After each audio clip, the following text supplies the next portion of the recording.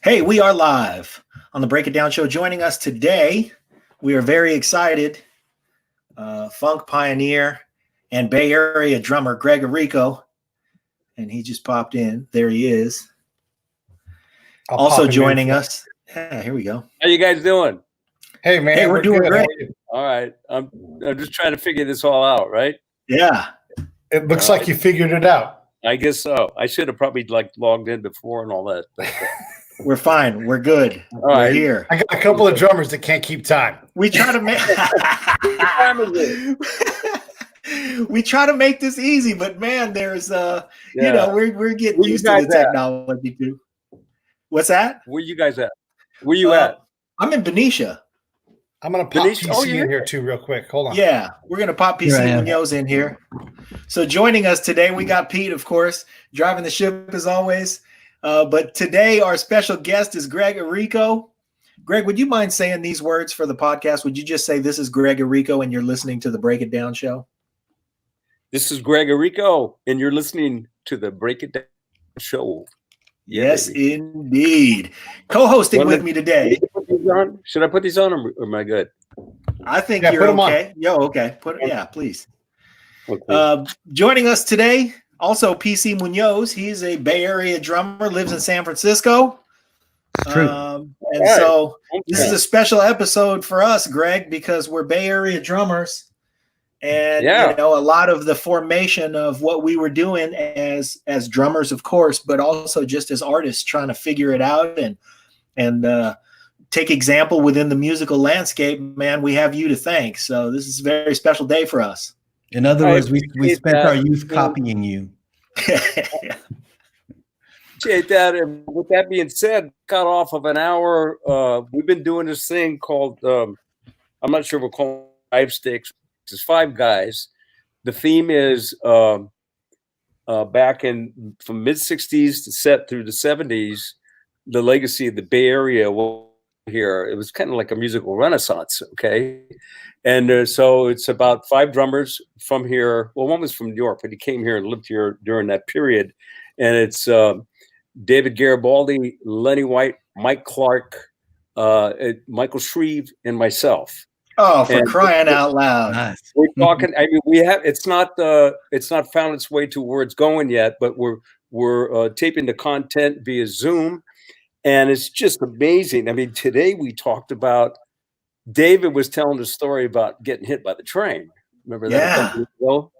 And it was just, we're talking about all our issues with, what comes around with agent having to prepare to go play and how, all these things and then talking about things that happened to us. So, and I said, I only got an hour today, guys. And I had to go right at, at the peak of this conversation.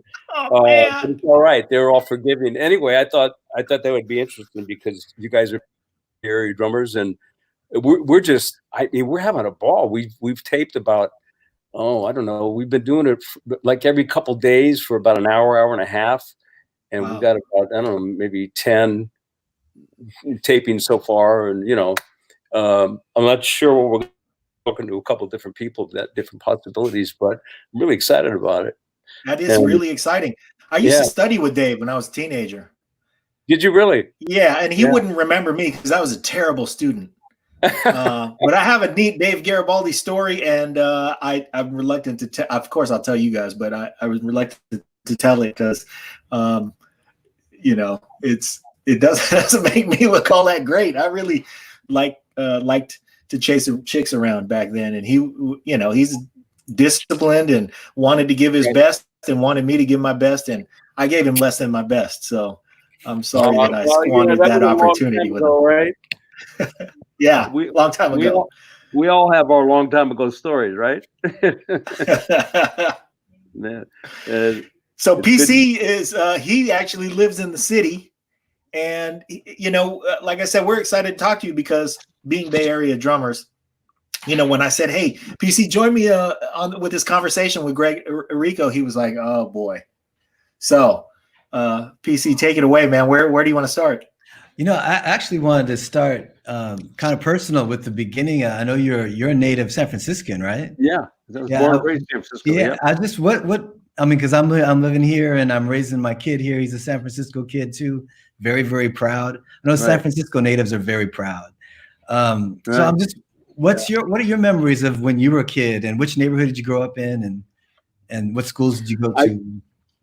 I grew up out in the Outer Mission, and I went to Hillcrest was the elementary, Portola Junior High, Woodrow Wilson, and then we moved to up above the Cow Palace there, but I was in right over the line, so I was in Daly City. So I went to Jefferson, and I graduated from Jefferson. And, you know, I mean, that's the whole thing about this Renaissance I'm talking about in that time period, because there's so much going on. I mean, that was just before. So I graduated in '66, and that was just before just as the Bay Area was getting about ready to explode with this new music scene, all these genres and these mixes of genres and whole new approach, and you know, jam bands and Latin rock and funk, jazz rock, and you name it. I mean, it was just crazy what was coming out of here in San Francisco. I remember, you know, being an international intersection. You're always exposed to just all kinds of different music, you know, and so I was surrounded with that stuff. So San Francisco had never been the center for where all the music was coming from that we were listening to on the radio. All was New York or Los Angeles, and that's where it was coming. That's where the business was. That's where, you know, the artists would go to get into it, and so on and so forth. But San Francisco was doing its own thing and getting ready to present it all in a new way. And, you know, Bill Graham coming out here, and it's just an amazing intersection of these different elements that happened in a big way. And it was part of what, you know, what changed the whole future of music, you know, what came from the UK. And I think those probably were two of the most powerful forces that really left a big ripple. Yeah, that's spectacular, because the other thing that was happening here was all the social stuff, you know, being that I should tell our audience, if there's anybody who doesn't know, Greg Errico was the founding drummer in Sly and the Family Stone. And that was more than just a musical movement. And it definitely was a musical movement, but it was also a social movement. And you know, you were a part of the band that was really the first multiracial, boy, I just cannot say that word today. Multi-ethnic. I'll say it's the first multi-ethnic band. Yeah. And you had male and female. I mean, everybody was represented in that band. There was somebody in there that was you, and somebody you could love no matter who you were. And that changed everything. So you said you graduated in '66, though. So the band happened right after high school for you. Band started the last week of December of 1966. I still had a half year to go in high school. So I had to graduate. Yeah. So, and Freddie, Sly's brother, Freddie Stone, and I had a band up until that point. And that started about a year before. And I had met Freddie through Leon Patilla, who was another San Francisco guy. He had a band called Leon's Creation. And literally it all happened from one night. I'm going out. I got my hand on the exit door from the house going out Friday night. And the phone rings, and I grab it as I got my hand on the door. I'm opening the door, and it's Leon Patilla. And he goes, "Greg, man, you got to help me out." Every once in a while, he'd call me when his drummer was sick. His name was Greg also. And I said, "What's going on?" He goes, I got a gig at the White tonight. Greg's sick, man. You got to come down, man. Could you? I said, "Sure, man. Okay." I threw my drums in the car and went down to the Mission Y right in the heart of San Francisco there. And played the set in the show. And I met Freddie. Freddie was sitting in with Leon that night. And we hit it off, talked about a few things. You know, his brother had a radio show. He's a DJ on KSOL at that time. And he had a wonderful, very creative radio show. Sly Stone on the radio, man. He was like bad for days. And and he was a producer. He used to do all the shows with Tom Donahue, who's the godfather of FM radio, and Bobby Mitchell. They were running KYA, which was an AM station at that time. This is before FM. Okay. And so all the shows that came to San Francisco, like at the Cow Palace, Sly was the music director, and he produced for Autumn Records. And so there's this whole synergy was happening, and he had the radio show. So I mean, so a couple weeks later, long story short, Leon called me again. It was another gig, and Freddie's on the gig again. So we hit it off pretty good. And he goes, I want to start something. You want to do it with me? I said, sure. So we started a thing called Freddie and the Stone Souls. Had 3 horns, 3 tenors, alto and 2 tenors, and Freddie played guitar too and sang bass, and myself. And we hit it for about a year, and then you know, if you want to talk about the intricacies of all the different parts as it moved along, we can. But then that turned into Sly had made it a couple of attempts of starting to, it didn't work for him. And this last shot at it, he had kind of handpicked everybody. He came to his brother and he said, bring someone from who would you like to bring from your group? He goes, I'm going to bring Greg, man. And so the night that we all met was actually, I was going to the house, to Freddie's house, in Sly's house, for rehearsal with the Stone Souls. And none of the guys were there. And I walked in, and Sly and Freddie sitting there. What's going on? He goes, we're starting a new thing tonight. You know, he had told me about it, right?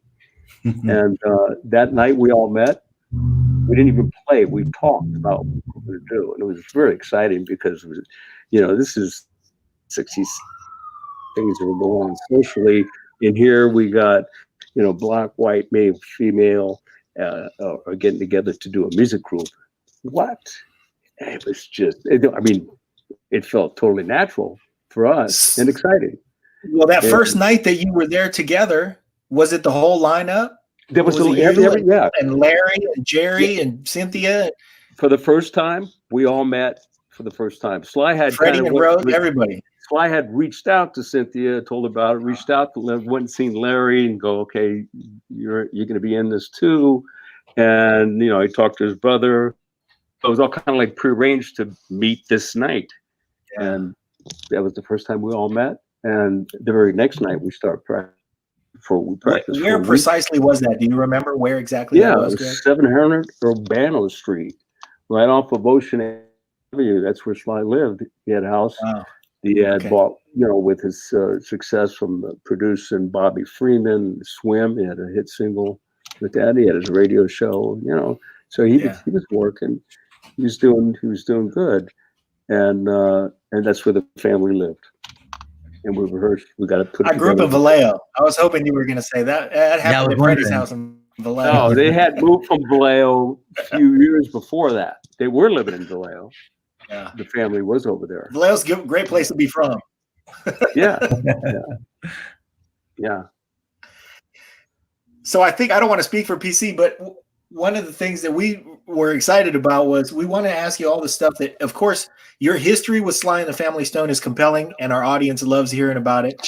But, you know, we want to hear about other things because we know that from there, you guys became a national act. You eventually made your way to the Ed Sullivan Show. And I kind of want to breeze through this stuff and get to the meaty things that we want to ask you. But and then you played Woodstock, and that was enormous. Mm-hmm. And was that when it really just kind of the floodgates broke for you guys?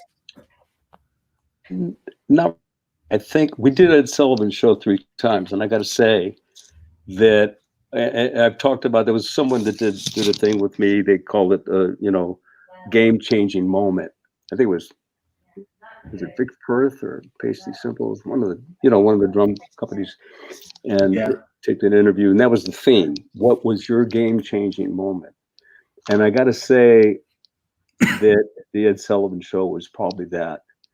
And we did some TV shows before that, you know, like regional, regional, maybe even national. But Ed Sullivan, you got to remember back at that time, set the stage here. There was no video games. There was 3 networks that existed, period. That's all there was for you to see. And when you was on Sunday night, prime time at 8:00, the world seen you, literally. And that went to literally other parts of the world, because it was in other countries too. But mainly here in this country, there's 40, 50, 60 million people. That changes your life the next day, And I talk about the moment of, we were walking through the airport the night before, everyone's looking at us because we're dressed funny, right? Right? We dressed pretty low. But the next day after the show, everybody's looking at us and coming up to us and, asking questions and and I'm thinking of, wow, what just happened? I mean, we ain't no different than we were last night, but the world is different now, And so the point being is, it was a very powerful thing.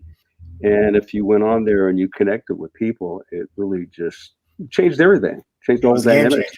Gigs, the gigs you get, radio, that playing your record, and that was the powerful thing, probably more so than just having the record break, because I think at the same time we had just broke Dance to Music, and that was getting national attention.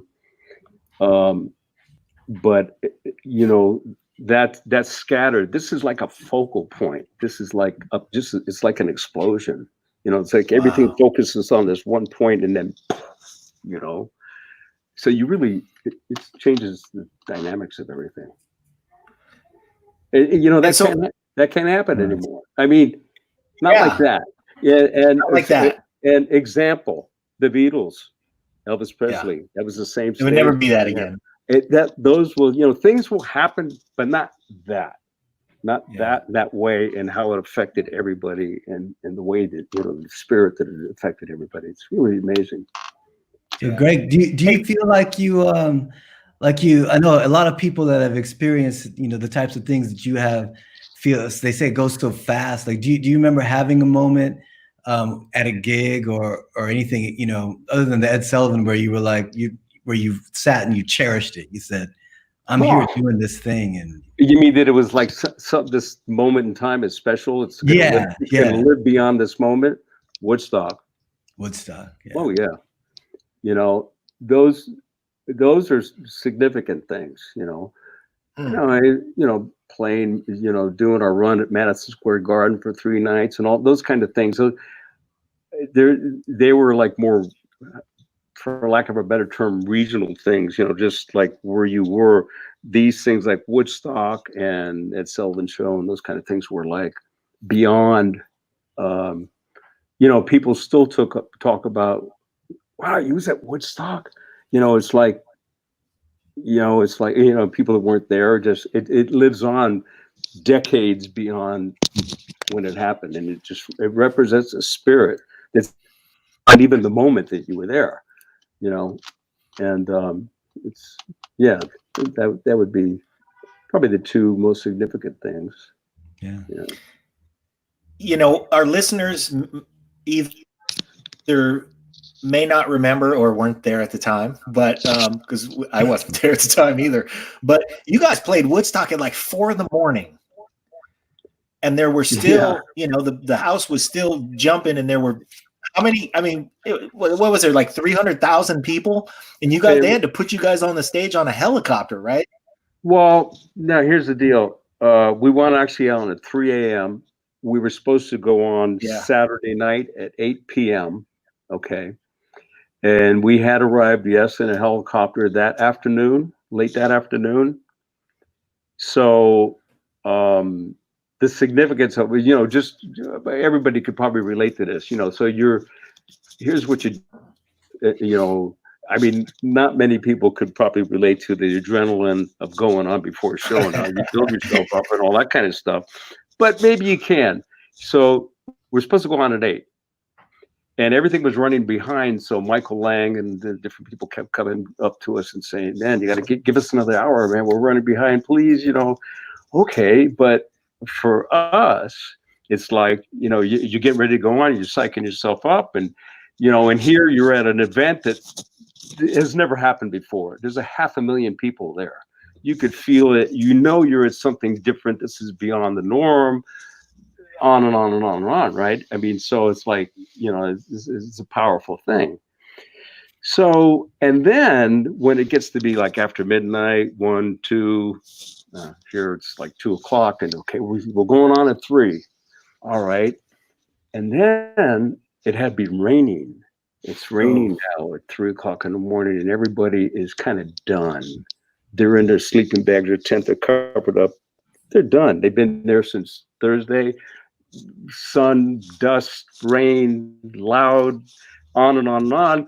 Here's like 2 days later, and it's like you're going, we got to go play for this crowd right now, and there's these unusual circumstances, and it's like, wow. At the end of the day, I mean, it boiled down to where we just kind of looked at each other, understood the reality of the moment and what we're about to take on, and just go, all we could do is go on and bring our thing and do it, give it all we have. And that's all you could do. And you can't start tripping on these people being there for, they're all beat up, they're tired, they're rained on, who cares, that kind of thing. So we did just that. And we just started playing, and after a few minutes, people start coming out of their tents and their sleeping bags and kind of what's going on, and kind of getting into it, bobbing their heads, getting up and dancing. By the third song, they were ours, and the rest was history. Then it was just amazing. The synergy coming from the stage out to the audience, and the audience back to us. It's powerful. It's insanity. 3 in the morning. Astounding performance, It's so astounding to see, even whenever you watch it. Yeah. Yeah. So it was a very unusual thing. And of course, even at that, you had no idea, you didn't realize the significance of this moment and how it would carry into the future and what it would mean to people and what it would represent, It was pretty cool. It's beautiful. So one of the things John and I were talking about was, your work as a producer and playing, well, all the stuff you did after. That really is. PC, will you break? You break it up a little? Oh yeah, and now you guys just broke up a little. Hold on. Yeah. If I can make this screen bigger. I've got Greg, but not John. So John disappeared. Yeah, it just disappeared. Yeah. There's PC. Yeah, I'll get John back in a second here. Okay. You guys keep going. Ask your question, PC. Okay. Yeah. I wanted to get it. John and I were particularly excited about, your work as a producer. Like, I'm a little biased. I think drummers make great producers. You're right. Because we sit back there and we know what this song is made of. And I think, so I'm a little biased that way, but I do actually believe that. And, I know John and I were particularly, curious about like the whole Betty Davis project, like how that came about and what that was all about. And so that was like I had left Sly in 71. I had left the group, took a year off. And then, I went out with, I think the first going out was with David Bowie, Diamond Dogs tour. And then at the same time, Dougie Rauch was living with me. He was a bass player, played with Santana, and he knew Miroslav Viatos. I'm kind of did some other history. I'm kind of going off the point. I'm just thinking of the time, trying to gather my time frame. So around 72, me and Michael Carabello, the original conga player, with Santana, we were working on a project, and he was going out with Betty at the time. Mm-hmm. Okay. This was after, you know, she had been, you know, was married to Miles. They had been together about a year or so, and he kept telling me that she wanted to meet me, and she was coming out from New York, and so we're this particular week we're in the studio, and he goes, "Can I bring her down?" I go, "Sure, yeah," and so he brings it down to the studio, and we start talking, and she's telling me about how she just got a record deal and she wants to make a record, and she had tried some stuff with Miles and T.O. and it just wasn't, you know, and some significant players. I mean, like the Cats, right? And but it wasn't what she was hearing, what she wanted to do, what she was feeling. So obviously, she was feeling more of stuff coming from more of the funk, as opposed to the jazz, you know, spirit. And so, I said, yeah, I'll do the project. She asked me to produce the project, so we got into it in '72, Bay Area, casting this like casting a movie, but this is a music project. It was like a kid in a candy store. I mean, you see the people that are on it. I mean, it was just like, hey, Neil, hey, Larry, you know, hey, just Tower of Power, you know, the Pointer Sisters hadn't even made their record yet. They were singing with a guy called Sylvester. Okay. And yeah, and they hadn't got their deal yet or anything. It was this wonderful thing. We did it at Wally Hyder's. And okay, I should move around. Is it all right if I move around, take in the music? I got some pictures of some of these people about too. I guess that would be mine. Will make it interesting, right? See, Miles. You've seen there's Miles there. Yep. And then you know these guys. Yeah. I come with a Betty over here. Let me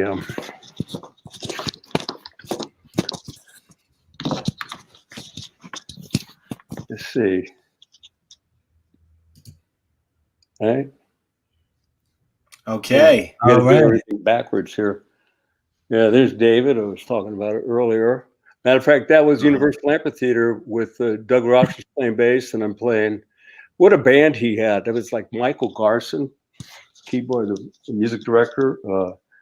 Michael Garson, Earl Slick on guitar, David Sanborn on tenor, Luther Vandross singing background. It was the band was just amazing. So we're talking about Betty, right? Yeah. Yeah. So here's the first record, and then she did a couple more after that.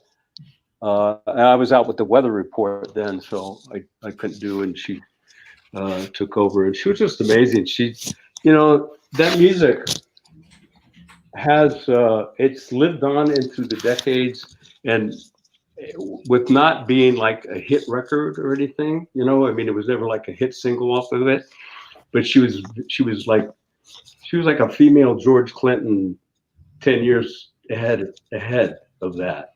Yeah. Oh, for sure. And that's the funk secret handshake, man. Yeah, you know, it's just a shame that she just didn't have anybody represented her. She was out there by herself, you know, more or less, and it was a rough world to survive, you know, that kind of thing. And I think that's part of what played into her eventually just, you know, going and hiding out, and, bailing out on it. Yeah.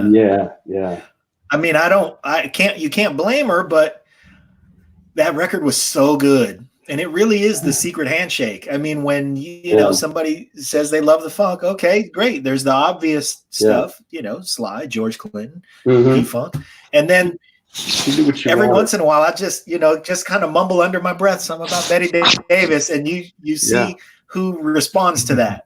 Yeah. And in fact, you know, so our mutual friend is Jeff Traeger. Oh yeah, and Jeffrey. When Jeff Traeger was on the show, he's been on the show probably 3 or 4 times. Right. Yeah. And the first time he was on the show, he was talking about a show that he had promoted called The Legends of Latin Rock or something, and you played on it. So he was kind of calling out all the folks who played on it. He said, "Go ahead." Yeah, there were several of those. They did that every year for about 8, 9, 10 years. The Voices of Latin Rock. It was in San Francisco.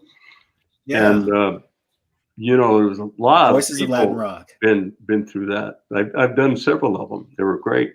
Yeah, good ones. Well, he mentioned that, and so when he mentioned your name, I went, "Oh, Greg Errico, man, one of my favorite drummers." And he said, "Yeah, he's a really good drummer, pretty good producer too." And I said, "I love that. I love that Betty Davis record." Yeah. And then that's when his guard went down. He went, "Okay, all right." And he relaxed and he opened up, and that was like, okay, now we just got real. Yeah. So that's the litmus, man. Whenever we bring that up, if somebody knows what they're talking about, they go, "Oh yeah." He just Betty called me a Davis. little bit ago, but I couldn't answer because I was setting this thing up. So he's probably mad that I didn't answer. I'll call him back. That's all right. We go way back. Yeah, give him. Well, yeah, I love that guy, man. He's really something else. Yeah. Hey, PC was since you brought that up, talk to Greg about ask Greg that question you were talking about regarding jam bands. Oh yeah, I wanted to see what your thoughts were on this, Greg, just because you move fluidly between the worlds. I've kind of noticed that there's audience-wise, there seems to be an overlap sometimes between hardcore funk heads and the people that go see jam bands. Like I know an old deadhead who goes to see P-Funk religiously, and I see a lot of people kind of doing that. I'm wondering what you think the common vibe is there between the jam bands and and the big funk bands, and why that kind of brings out a cult like. I don't mean cult like in a negative way, but like deep followers. I understand what you're saying. It's probably more something that developed later on, as opposed to when either one of those genres really, rooted, took their place and things and developed their fan base. And both genres, I'd say, have longevity. So at that point in time, there's this synergy, I think, that happens between the, just how would I put it? Bands like George. I mean, he's been out there decade after decade after decade. The Grateful Dead, decade after decade after decade. They build their thing, and it's a powerful thing. People go because I think people go. Garcia, I was in the Garcia band for 10 years on and off, and he used to say about the Dead. I mean, it was like going to church. Is that why are all these people coming? Bill Graham would always say, "This band is amazing. They never had a hit record, and they outgross all the other bands that are touring and out there, that have these big hit records." And you know what I mean? And it's that thing that you bring, that you represent, and people when they go to a concert, they want that experience. They want to be comfortable. They want to know that I'm going and I'm going to have this experience. I just know it. There's nothing's going to get in the way of it, and this gets delivered. No matter if it was a good show, bad show, it doesn't matter. It's like everybody. I used to notice that with the Grateful Dead audiences. It still plays out today. I mean, there was all these different kinds of people. There was the hippies, and then there was there were sports people that would go. There were jazz musicians that would go. I mean, after this has been around for a long time, because they respected what they brought. And the music was almost secondary. The music was a vehicle to get to these moments, or these seconds of brilliance, or moments of brilliance, and it was delivered and always in a high level production. The sound was always good. You could always kind of depend on the vibe that there's always a celebrative experience, and music was the vehicle, and then of course the personalities in the group, and it kind of lends itself to this deep communal experience, even through his challenging years, he always showed up and played. He always showed up and brought it and gave it his all. Santana, same thing, through all the different decades and all the different musical changes and personnel changes and what have you. And continued. Yeah. Yeah. Greg, if you were to produce an album today, where would you do it and how would you do it? And how has your process changed over the years? And, where are you with technology now? You know where I'm going with this? Like, if we went to go make a record right now, where would we do it? How would we do it? What's your approach? Well, technology's changed tremendously. It's unbelievable. There's several ways. There's not, going back in time, like, when we started, like back in the mid 60s, there was the studio. I mean, there was only one way to do it. Yeah. It's developed through the ages and through the advancement of technology and the inventions of, drum machines and digital and all this. I mean, records are made now, in your front room, in your garage, but studio still has its place. And, so depending on what kind of a project was and the artist and the thing, you could achieve this piece of art, being a file of music, it used to be called, a record, and then a CD or a cassette and so on and so forth. But you could capture that musical moment in a lot of different environments, or a lot of different ways, in a lot of different levels that are meaningful. Whereas, like say back in the 60s, it was just a studio and you had to have a good engineer and, there was just one place you could do it in, Well, I'm saying if I come to you with a pile of songs and I say, Greg, I want to do this record. I want you to produce it. We're going to want, some live elements. We're going to want some horns, but I have some things here that we could, program. Where do you take me? Where do you want to do it? Where do you want to create? Well, I've done stuff in the recent years live. I've done it like in a prison. We did a couple times over the decades. I've done a prison project twice, two significant ones. One back in the 70s, and then one about 8 years ago down in Louisiana state prison. What's it called? I can't think of the name of it right now.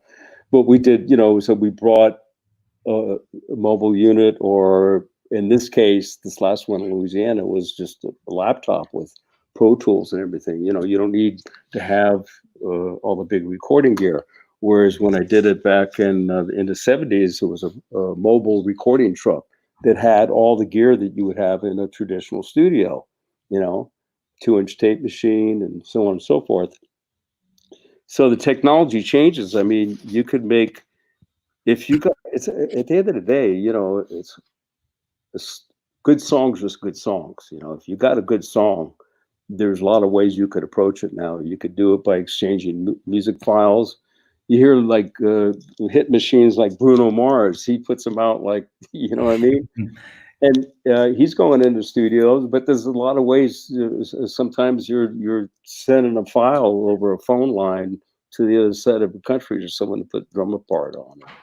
Or like guitar part, or So there's there's no one way. I would say. I did a project not too long ago where we're using strings and stuff. I've been into Capitol in this last few years, which is a really famous studio. One of the classic traditional classic recording studios that still exist. I was doing some stuff about 10 years ago at Fantasy in Berkeley, and it's gone. It's and fortunately, I've been able to work in some of the best ones over the years, and a lot of them are gone. There's a few that are still there. If you want to do a big string date or a big band horn date, you can still do that, and those studios are there for that, but not many of them. But there are a lot of ways to make records. That there's people. What is that gal that just got picked up all the young gal that picked up all the Grammys? Billie Eilish. Yeah, her and her is that her brother or Her brother, yeah. Her brother. His piano, you know, I mean, you know, they did that stuff in the bathroom, Yeah. you know, their house, you know. And so, you know, there's many ways to do it now. And so in answer to your question, I guess if you brought me, you know, a pile of songs, and if you were the artist, or if you, well, here's the artist, this is who it's going to be, or it's a band, you know, you take all those things into account, and you kind of play it like a song. You know, where does it feel like to go with this in real time? You know, so there's no look it up, pat answer, A, B, or C.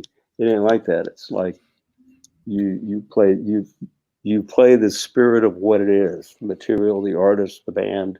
You know, that would be my approach. Hey, Mary from Virginia is asking if you think music is better or worse due to the availability of technology. So now that, you know, we're in the world of availability, what do you think? Well, you know, it's gotten good again. I think there was a period where it you know, got very mechanical and sterile and soulless. You know, but as things evolve, you know, artists are artists. And so when it comes back to where artists are going to find their way to make it real. And with that being said, there's a lot of great stuff coming out again today, you know. I've seen it go through its paces, you know. And so you could still make great records and record and perform great songs and capture magical moments. You could still do that, definitely, no doubt. So along with the you know, the technological changes and you know, lack of studios and stuff like that, the business side has changed a lot too. The which? The business side of music. Oh yeah. And you know, and right now it's tough for musicians. There's no gigs, and so I'm just wondering, like, you know, and the music, the value of it is it's been devalued in our society in some ways, and I'm just wondering, like, how. What do you think of the current way people do business with music, like the opportunities independent artists have online, and then, you know, those sorts of changes? I think I got my view with the business does not exist as it used to. I mean, it's changed tremendously. Yeah. But with that being said, so you know, back in the day, you used to have to, you know, sign up with a big company, and you know, it was a major undertaking. There was no really shortcuts. With the advent of the computer and the internet, there are artists that are doing very well today that develop their fan base through the easy access of the internet. But now, so anybody could put something and publish something, get something on, you know. The game ends up being the same in as far as you got to rise above all the rest. Back in the day, it was simply, you know, when you connected with an audience, you still needed that big muscle, marketing and promotion, big dollars. There's a lot of people in back of that scene making all that happen, you know. And today you could access big, large audiences, but you still got to connect. You got to connect with them initially. Either it's a lot of work over a period of time to develop this audience, or somehow all of a sudden appear in an intersection where there's a lot of people and you got something that's going to connect, but you just got to be there, show up. So, you know, you go out and you tour and all this. So it's the same mechanics in that way, but it's just a different animal, you know. It is. I guess I don't. You know, I can't say it's hard. It's just different. Because if you're passionate about, you're an artist, you're writing songs or whatever, or you have a group, and if you're really passionate about it, you'll find your way. You go out there, you work hard, you'll throw everything you got at it, and keep at it, and not be beat up by things that happen. that try to keep you from, you know, doing what you want to do. This goes for everybody and anybody, you know. It's the same thing.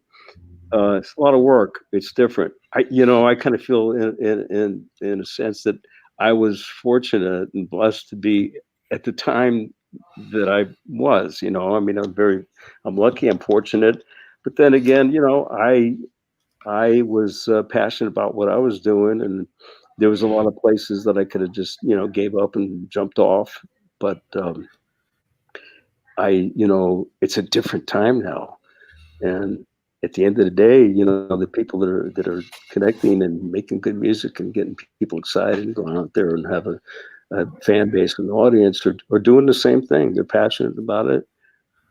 They don't let anything get in the way of them doing it, and they're gonna, you know, this is what they're gonna do. You know. Let me ask you something, Greg. About I think you were probably the first drummer who played along with a drum machine. And when that experimentation was happening, I know you guys, you know, were a collaborative band, and essentially under Sly's leadership. How was that, and how did you react to the drum machine?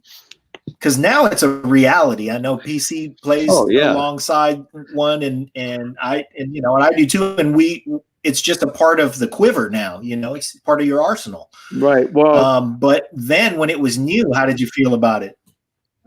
Well, most of our stuff, Sly didn't use a drum machine until I left the band. And actually, that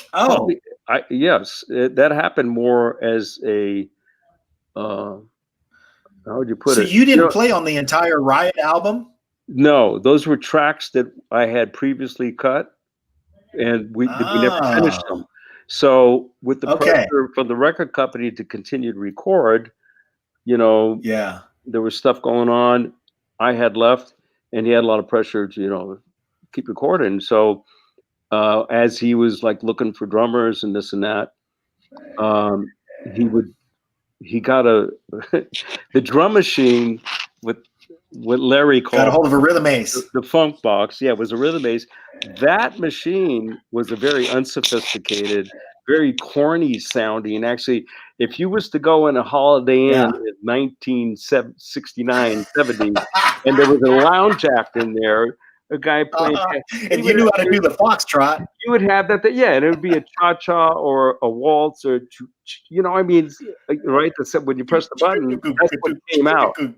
But so Sly needed some, you know, as he's laying grooves down, when I could just see that he, you know, needed some time. So someone probably brought this thing over, and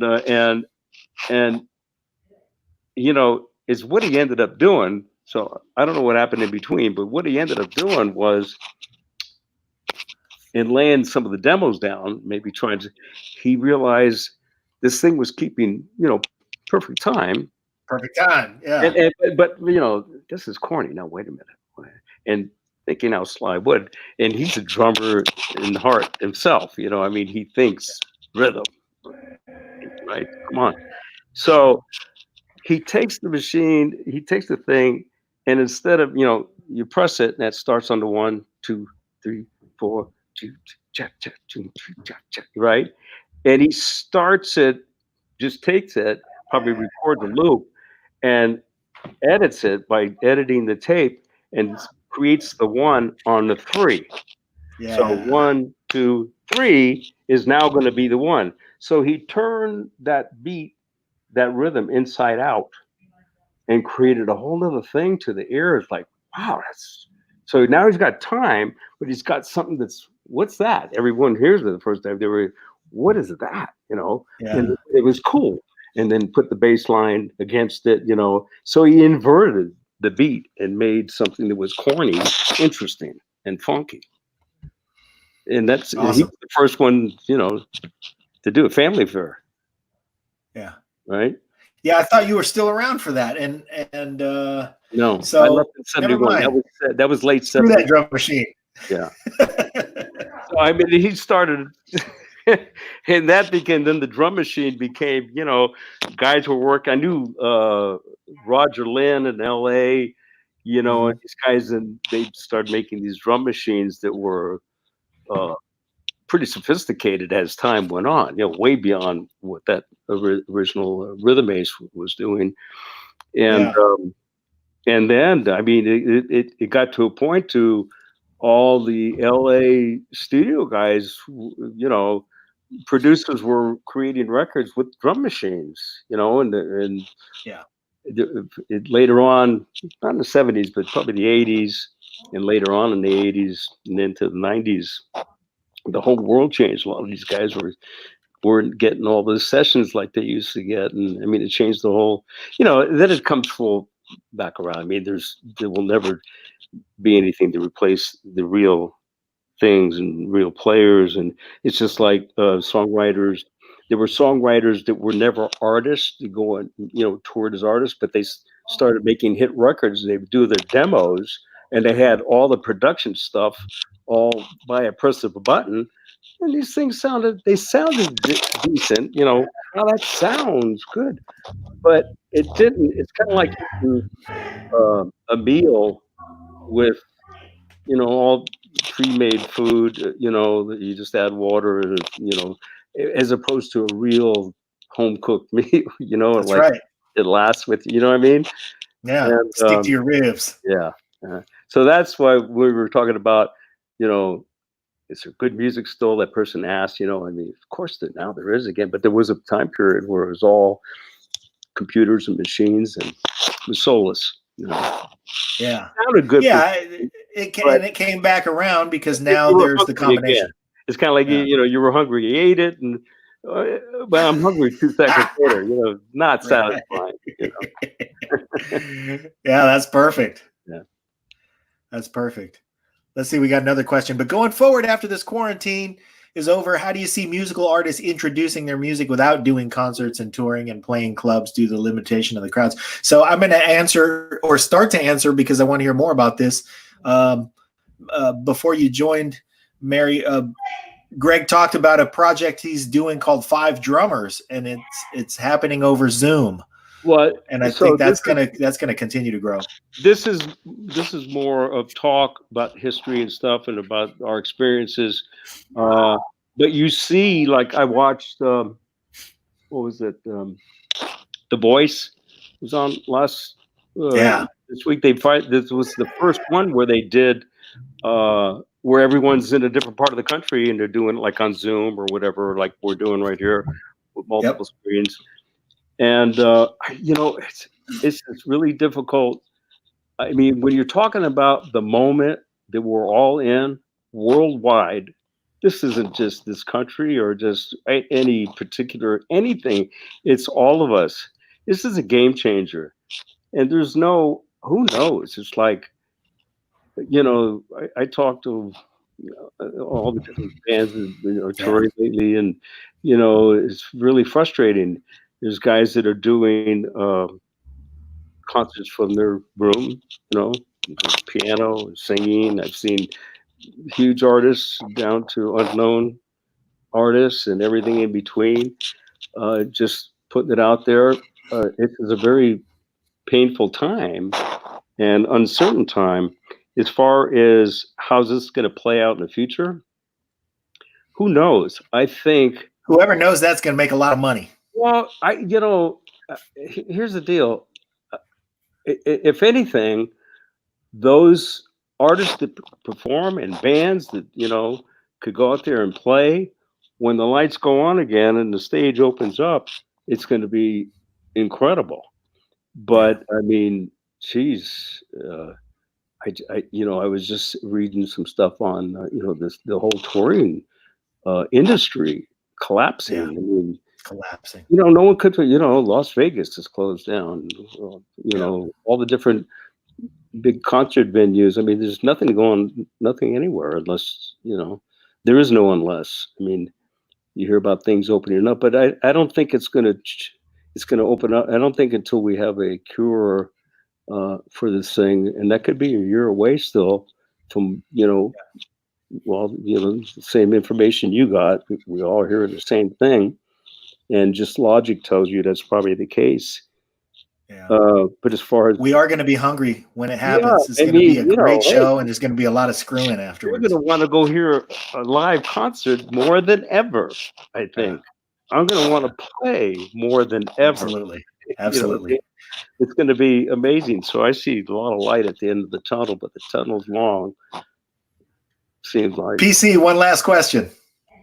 You know, I was going to ask about the drum machine thing, but I'm glad we got to talking about the studios, because I was wondering, just, you know, if there's a particular studio or venue in San Francisco that you miss the most, that you just are like, man, that place was special. Or in the Bay Area. Since there's been so many over the years. Yeah. I mean, remember Winterland and the original Fillmore. I mean, Fillmore's opening again. That's a wonderful room to play. We just did a show. One of the last shows I played was we were supposed to do New Year's Eve actually at the Fillmore with me guesting with Dump doing the Sly Songbook and David Garibaldi doing the Tower Songbook with the Tower Power Horns. They passed on it for some reason. We ended up doing the show at Great American Music Hall, which was sold out. It was just fabulous. It was great. Also a great joint. Yeah, that's a good place, and that's still there. That became a comedy room during the 80s. Remember Robin Williams, and before that, it was the Great American Music Hall. It was music hall, you know, and it was a great venue. There was smaller clubs. You had like places like Slim's. That was a cool place, and I think that's still there. Yeah. About to close, right? I remember many great nights at the beside playing there, just visiting there and seeing other people. Winterland, you know. It's not like it used to be though, as far as the music scene in San Francisco. There were so many clubs going on, and there was always something in Marin County or down the peninsula. There was always music in small venues, large venues to go see. It's not like that. It's not as accessible, you know, as much as it used to be. But there are places in Berkeley. There's a couple of cool places, and they, you know, there's some theaters. They're happening good venues right now. You can't do any of it, you know. Yeah. Well, coming down the home stretch, man, we've had you for an hour, and I know that we just barely scratched the surface. 2 questions for you. First one, and most important, will you come back on the show? Absolutely. I'm having fun. Good, because we got so much more to talk with you about. Yeah. Our guest today, everybody, has been the great Greg Errico, of whom I have always been a big fan. You were part of my musical upbringing, and I know that the same is true with PC. We grew up with you playing, and we emulated your playing to learn our way around the drum set. And so we could never thank you enough for that. But I just want to say also, you know, we had Sly on the show. He was our 100th episode. Recently? And we were very, very lucky to get him. It was about 3 years ago. Cool. We were very lucky to get him because, you know, he just doesn't talk to anybody anymore. Yeah. And it was fantastic to have him. But I'll tell you, we want him to do well, and we want him to and I hear he's doing okay lately. But you look fantastic, man, and I'm really happy that you are, you know, holding up the way you are. And I was talking to my dad about having you on, and he's, you know, he's a sax player who really had Sly and the Family Stone records on around the house, and so introduced me and really formed my taste in music, and a lot of it had to do with you. So he was excited to hear that we were going to be talking with you, and I said, hey man, you ought to see him. And my dad's holding up great too.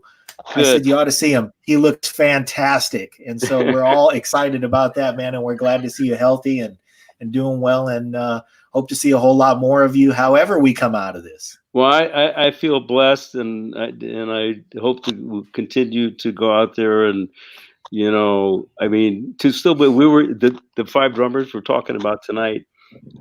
Sports, you know, we have to, you know, a lot of what we go through physically is, you know, like athletes, right? And I've made the point of, you know, man, if you're playing football, guys, you're done at 38, 40 years old. You're done. Yeah. You know, we're like late 60s, 70s, you know what I mean? and we're still able to go out there. This, we have our issues, but we get it up to speed. Like I got carpal tunnel and all. My joints are. Oh man, take glucose and all that stuff. But I'll tell you, and I was telling the guys tonight, when I get up, when I get behind, when I start playing, it all goes away. I don't feel nothing. I don't feel anything. And I'm hurting in between, right? Like after and like doing, just staying home, or if I'm not out there for a month or whatever, I get behind the set and it all goes away. So keep me on the set. Yeah. Well, you know what? I'm surrounded by great drummers today. A guy, the legendary Greg Errico, the venerable PC Munoz. Everybody catch PC Munoz all around the Bay Area, but a lot at Freight and Salvage. And also, Pete's not bad on the Afushi and the Cuica. And you hand him something, boy, he'll make it happen. All right. So, you're in the right place.